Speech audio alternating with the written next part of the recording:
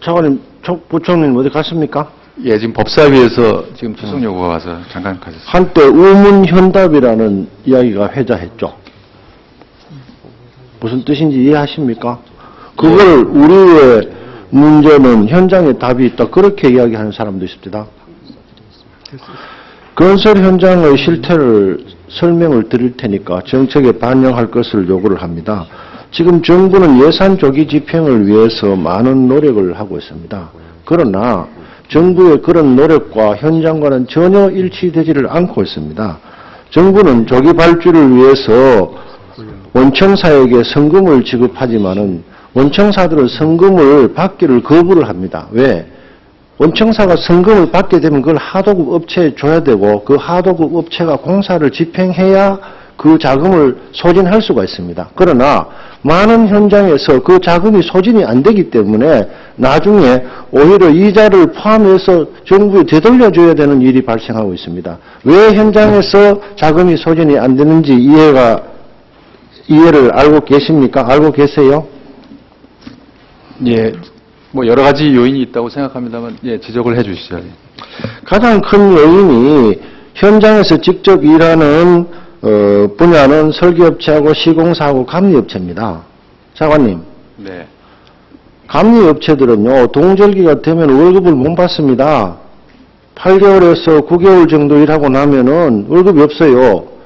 그리고 가장 큰 원천적인 문제는 정부가 신규 사업은 거의 중단해버리고 계속 사업과 완공 위주로 예산을 편성하기 때문에 그 사람들은 그 공사 현장이 끝나면 갈 데가 없습니다.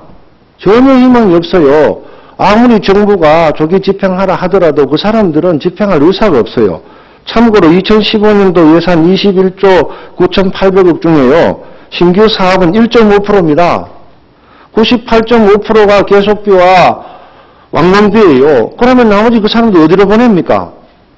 정부가 아무리 조기 집행을 위해서 돈을 쑤셔 넣어도 소진이 안 되는 겁니다. 그래서 첫째로 신규 사업의 비율을 더 높이세요. 전체 예산을 높일 필요는 없습니다.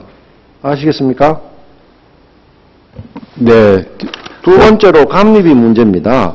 현재 작년까지만 해도 실비 정액 가산 방식으로 해서 감리비가 한 100원 정도 됐습니다. 그런데 2015년도에는 이거를 공사비 비율 방식으로 바꿔버림으로써 30 내지 40%밖에 안 됩니다. 동절기에 월급도 못 주는 감리 실태를 지금 그렇게 감리비를 낮춰서 어떻게 하려 합니까? 보고 받으셨습니까? 예, 알고 있습니다. 그 내용에 대해서. 감리비를 얼마를 주든 간에 그거는 정부의 의사이겠지만 현장과 미스매칭이 일어나지 않도록 실태를 반영해서 감리비를 산정해 주세요. 예, 의원님, 조금 전에 말씀하신 이제, 신규 사업 비율을 높여서 공사 현장이 이제 지속되게, 해야 된다는 그 지적에 대해서는 그 현장 상황의 그런 특수성, 그런 것들을 이해할 수 있습니다. 다만, 정부로서는 이제 완공 위주로 해서 완공을 늘려야지 공사의 적기에 공사를 종료할 수가 있고. 저는 충분히 이해합니다. 만약에 완공 위주로 하게 되면은 예산 조기 집행이라는 이야기를 하면 안 된다니까. 충돌하는 가치를 갖다가 두 개를 동시에 한다는 건 논리적으로 모순이라는 뜻이에요. 네. 어떤 형식으로 하든지 간에 다 좋아요. 그러나 논리적인 모순을 계속 이야기하면 안 된다는 거예요. 네.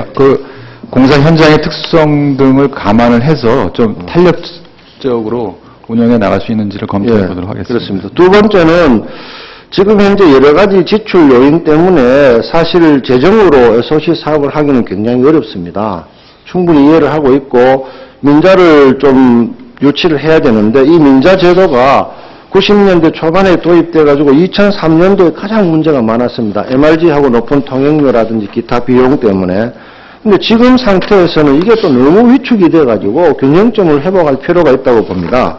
네, 이 제도의 가장 핵심적인 보완으로 해야 될 게 첫째로 과거에는 이익이 발생됐을 경우에 기업이 독점을 했지만 현재는 로스가 발생됐을 게 전담을 기업이 하고 있습니다. 그래서 이 손실 발생했을 때 어느 정도 균형을 맞출까 하는 그 문제하고 두 번째로 SOC 발주 주체가 세 가지가 있습니다. 정부가 있고 공기업이 있고 민간 자본이 있는데 공기업의 경우에 정부의 건설 보조금은 40%지만은 민간 기업들은 8% 정도 되기 때문에 사실상 민자 유치의 가장 큰 걸림돌이 공기업이 되고 있는 이런 현상이 발생이 되고 있어요.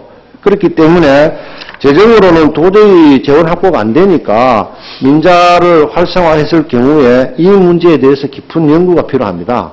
예. 당에서도 연구를 할 테니까 어떤 기업에게 과다한 이익을 줘서는 당연히 안 되죠. 그러나 지금 부족한 재원을 확보할 수 있는 유일한 길이 민간 기업들이 갖고 있는 돈을 활용하는 거니까 이 민간 제도, 민자 유치 제도의 문제점을 좀 실정을 제대로 이해하고 좀 보완되도록 했으면 좋겠습니다.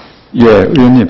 의원님께서 지적하신 대로 민간 자본을 끌어들여서 이렇게 정부의 부족한 재원을 확보하려고 노력을 하고 있습니다. 그 중에서 하나가 지금 민자사업, 민투법에 정부가 제안한 민투법 개정안인데요.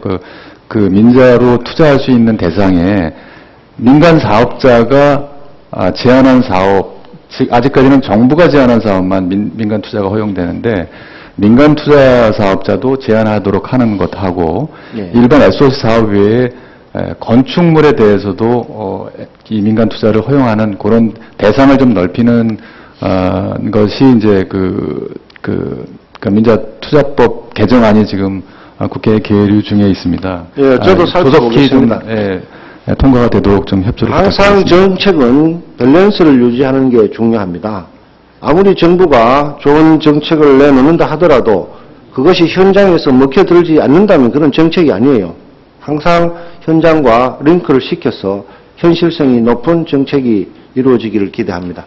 네, 잘하겠습니다. 네, 김희우 위원님 수고하셨습니다.